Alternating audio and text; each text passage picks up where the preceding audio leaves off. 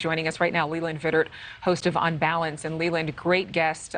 Woodward, of course, critical of both presidents, as we heard there. But is this sentiment we're seeing somewhat among voters? Are voters saying the same thing that you're asking?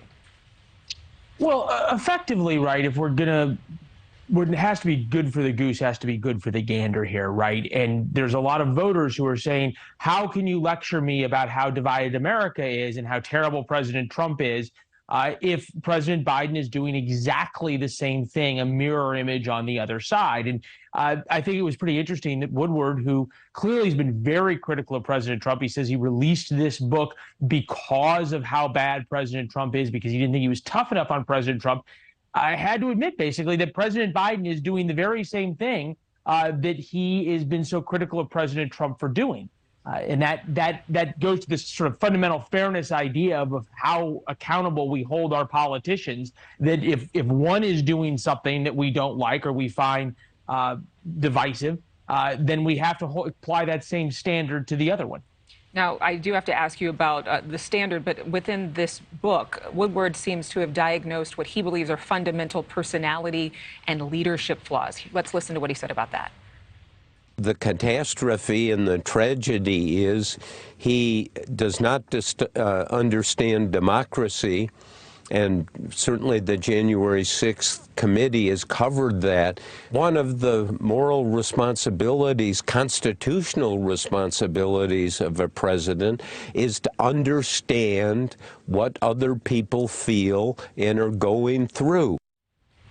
So, I mean, why do you think that former President Trump agreed to speak so candidly with Woodward? That is the great question, right? Because after Mr. Woodward's first two books, President Trump complained wildly about them and said they were unfair and they were untrue and on and on and on, and then went on to have these 20 interviews with Bob Woodward at all hours of the day and night. And Woodward talked to me about how he would have tape recorders around his house so President Trump would call. It went back to this issue, and we talked about it in the interview with Woodward, that President Trump is despised by the Washington establishment, but at the same time, President Trump seeks this affirmation from them, and it was sort of the same thing of his relationship with the New York Times going back to the 1980s, and his continued conversations with Maggie Haberman, who obviously was very adversarial in her reporting of President Trump. But at the same time, for as disdainful as the national media and the Washington sort of establishment finds Donald Trump, they can't really quit him, right? There's been more books written about President Trump than a number of former presidents combined, and he's been out of office for just a couple of years. So there is this kind of mutual obsession and mutual need between the two of them. And for as much as the Washington establishment loves to complain, as you heard from Bob Woodward, about how terrible President Trump is, they love talking about him, they love writing about him, and they love making money off of him. I have to ask you one quick question and sneak it in here, Leland. Do you think that these recordings are going to impact his chances of running again in 2024? I know that there are Republicans that are coming out saying he shouldn't run. Some are saying he won't run. But are these tapes going to do any damage? It's a great question. Right now, President Trump, in a theoretical matchup with Joe Biden, leads him nationally in the polls, something President Biden never did when he was actually president. So who knows whether the tapes hurt him. I would just turn this around. So far, President Trump has been right.